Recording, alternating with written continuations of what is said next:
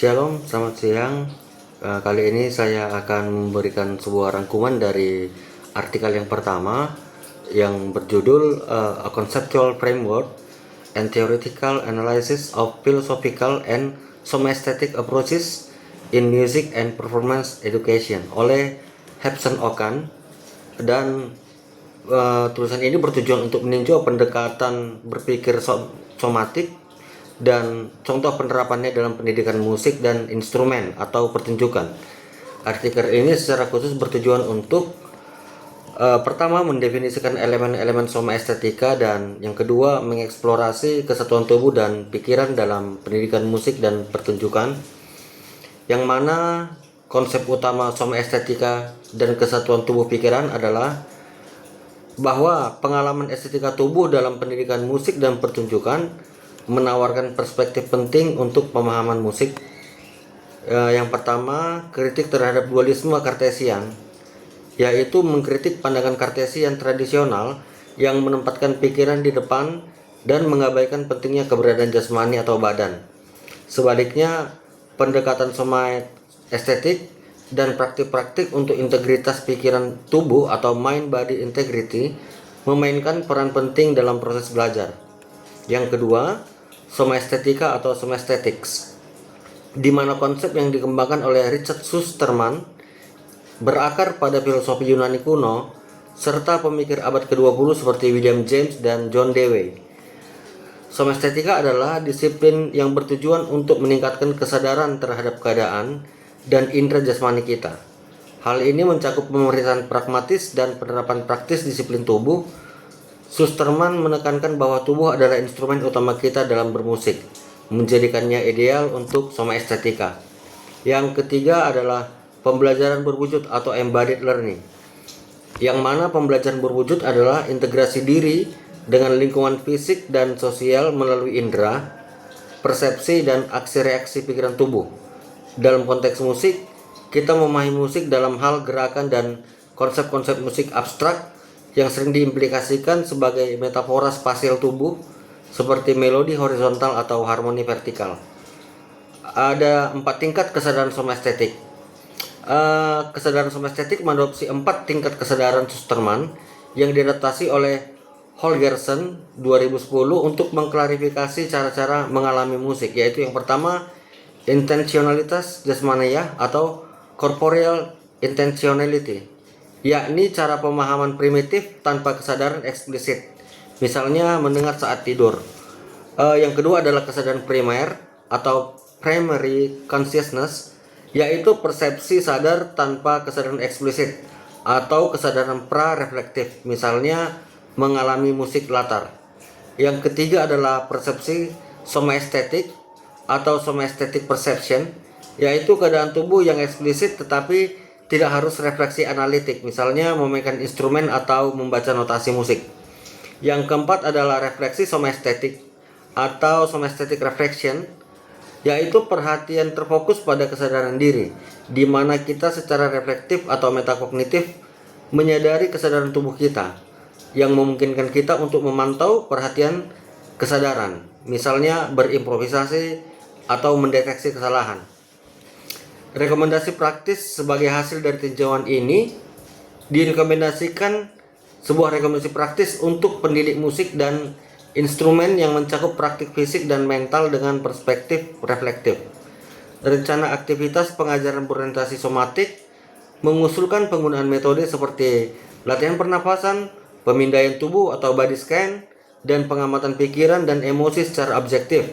Aktivitas ini diorganisasikan untuk dilakukan yang pertama sebelum pertunjukan, seperti mengamati nafas, melakukan pemindaian tubuh, mengamati emosi dan refleksinya pada tubuh, serta menentukan kebutuhan fisik dan emosional.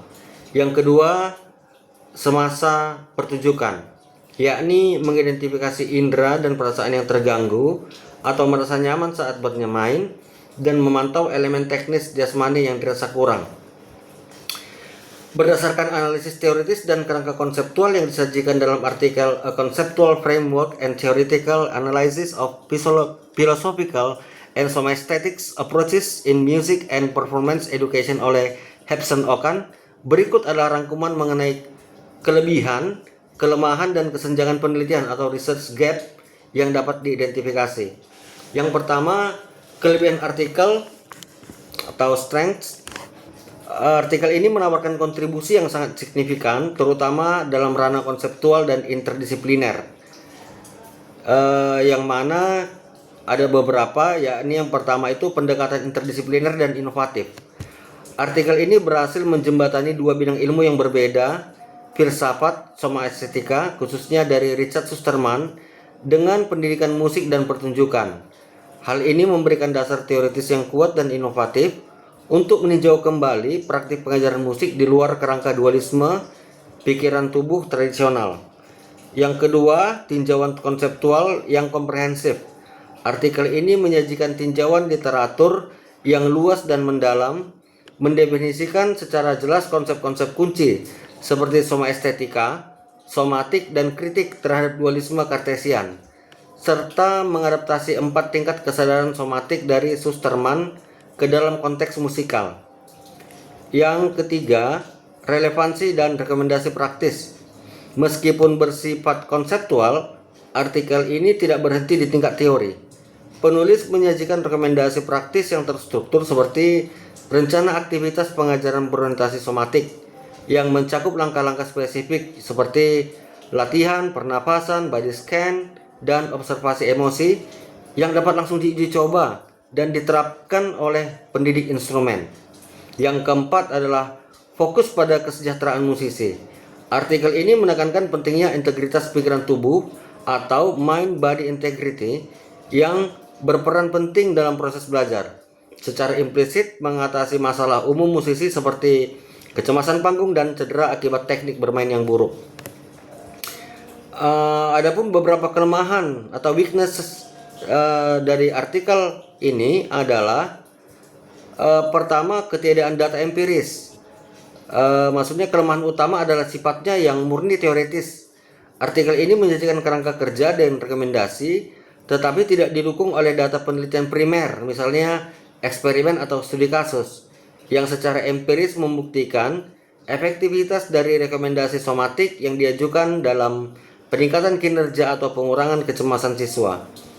Yang kedua adalah generalisasi konteks aplikasi, yakni rekomendasi praktis yang diberikan bersifat umum. Artikel ini kurang membahas tantangan spesifik atau penyesuaian yang diperlukan dalam menerapkan soma estetika pada berbagai jenis instrumen. Misalnya perbedaan motorik dan embodiment antara pemain alat tiup, perkusi, dan alat musik gesek, atau dalam konteks kurikulum pendidikan musik yang berbeda. Yang ketiga, kedalaman filsafat. Meskipun mengangkat filsafat Susterman, pembahasan tentang aplikasi filosofis lainnya dalam musik, misalnya Merleau-Ponty's Phenomenology of Perception yang juga dikutip, mungkin tidak dianalisis secara mendalam dalam konteks praktisnya, melainkan lebih sebagai fondasi teoritis untuk konsep soma estetika. Artikel ini secara eksplisit membuka jalan bagi penelitian lanjutan yang bersifat empiris dan aplikatif. Kesenjangan penelitian utama yang dapat diidentifikasi meliputi yang pertama, kesenjangan uji coba efektivitas empiris, di mana deskripsi dan tujuannya adalah perlu dilakukan studi eksperimental untuk menguji secara kuantitatif dampak dari rencana aktivitas pengajaran berorientasi somatik yang diusulkan oleh penulis, yang tujuannya adalah untuk mengukur variabel seperti peningkatan kualitas kinerja, tingkat kecemasan panggung atau performance anxiety, dan kesadaran diri musisi.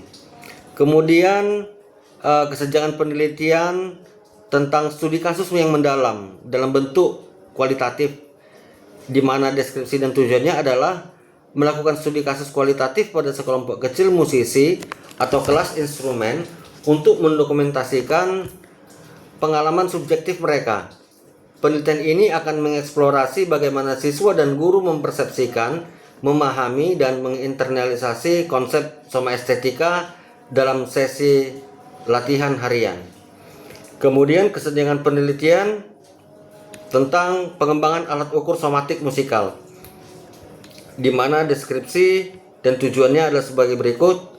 Kebutuhan untuk mengembangkan instrumen pengukuran yang valid dan reliable untuk menilai kesadaran somatik atau somaesthetic perception and reflection para musisi.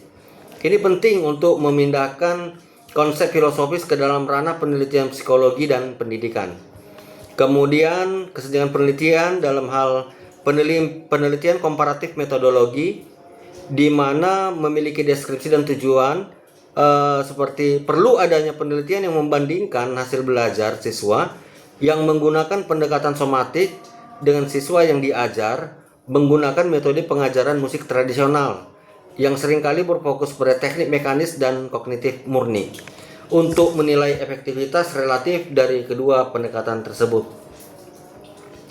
Demikian rangkuman dari artikel A Conceptual Framework and Theoretical Analysis of Philosophical and Somaesthetics Approaches in Music and Performance Education oleh Hepson Okan, yang terdiri dari rangkuman kelemahan, kekuatan, dan gap research yang ada pada artikel pertama, tugas paradigma pendidikan musik. Demikian yang bisa saya sampaikan pada kali ini. Terima kasih, Tuhan Yesus memberkati.